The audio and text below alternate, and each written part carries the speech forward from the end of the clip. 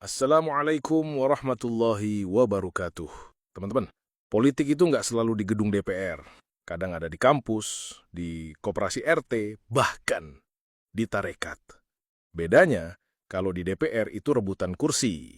Kalau di tarekat, rebutan kursi, tapi kursinya ada di depan Ka'bah. Jadi, tahun 1990 sampai 2000, Rois Amjadman itu Kiai Ahmad Muthohar. Beliau ini alim, disegani, dan kalau ngomong, rasanya kayak lagi ikut pengajian, bukan rapat organisasi. Adem, ayem, tentram. Tapi namanya organisasi besar, lama-lama ada yang mulai gatel pengen ganti pimpinan.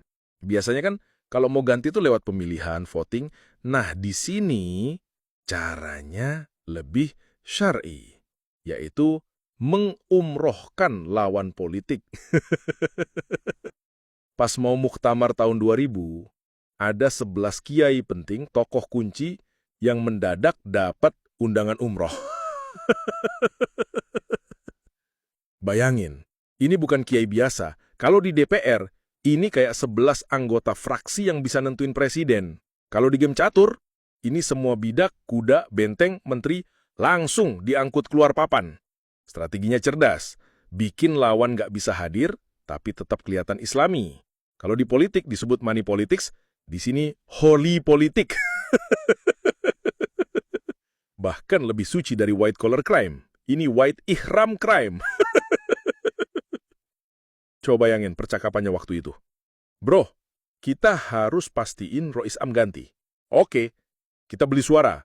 Nggak usah, kita beli tiket. Dan tiketnya bukan kereta, tapi pesawat ke Jeddah. Kalau bisa, pulang-pulang langsung bawa air Zam-Zam sama foto depan Ka'bah. Mbah Maimun waktu cerita ini ke Gus Hasanain Meranggen, bilang, Terus beliau mengisahkan bahwa ketika tahun 2000 itu ada kiai-kiai yang diumrohkan. Nah, ada di situ juga saya dilengkapi oleh cerita yang lain di putranya Kiai Rofi'i Gus Tamid itu Karangawen bercerita juga di tahun 2017 beliau sowan Mbah Mun dengan versi lebih komplit lagi, dia mengatakan yang diumrohkan itu 11 orang kiai. Satu yang disebutkan Mbah Maimun sama Gus Tamid itu cerita, "Cung, Jatman iku donya, Cung." Artinya apa, maksudnya ya itu tergantung niatnya orang di situ ya, di mana-mana itu kan itunya gitu kan. Nah, karena beliau menyikapi peristiwa itu, beliau berpendapat Jatman itu donya gitu. Karena terjadi muktamar, tapi kiai ada 11 kiai yang secara kasepuhan itu harusnya hadir, tidak dihadirkan, justru malah diumrohkan itu. Dalam tanda kutip ya oleh pihak pekalongan itu. Nah, ini 11 orang kiai ini yang disebutkan Mbah Maimun itu Mbah Maimun sendiri, Mbah Ahmad Muthohar selaku Rois Am, kemudian Yai Lutfi Hakim. Jadi yang disebutkan 3 nama ini menurut Gus Tamid itu. Artinya ini orang-orang yang sentral yang ketika barangkali hadir di acara muktamar itu kemudian Habib Lutfi nggak jadi. Jadi umrohnya itu lama katanya Mbah Mun. Artinya ketika kembali muktamar sudah selesai. Betul. Yang jadi Pekalongan itu. Jadi politisasi berarti ya Gus ya. Nah ini namanya kudeta dan Mbah Mun sendiri Ya, ngomong ini kudeta. singkat cerita, karena 11 kiai itu umroh, yang hadir di muktamar tinggal yang setuju sama calon pengganti. Akhirnya, Habib Lutfi terpilih jadi Rois Am. Kalau di film ini endingnya dramatis, tapi di sini endingnya adem ayem. Karena semua bisa bilang, ini bukan kudeta, ini musyawarah, yang kebetulan pesertanya kita atur. Yang bikin saya tepok jidat. Orang-orang yang tahu cerita umroh masal ini masih setia dukung sampai 23 tahun kemudian. Kalau ini bukan loyalitas, ini namanya Stockholm Syndrome spiritual.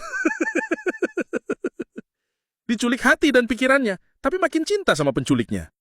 Singkat cerita, Habib Lutfi memimpin dan hampir lebih 20 tahun beliau mimpin Jatman. 20 tahun cuy. Cukup buat bikin beliau jadi epicentrum tokoh sufi dunia. Tapi, menjelang akhir kepemimpinannya, muncullah geger nasab, makam palsu, sejarah palsu, dan Habib Lutfi terindikasi dalam pemalsuan makam dan sejarah. Masyarakat Nahdiyin mulai gerah, tuntut Jatman ganti pemimpin. PBNU pun turun tangan.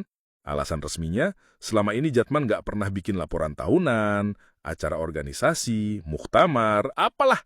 Akhirnya PBNU gelar muktamar. Apalah cur. Tindakan PBNU ini dianggap sebagai kudeta kepemimpinannya Habib Lutfi.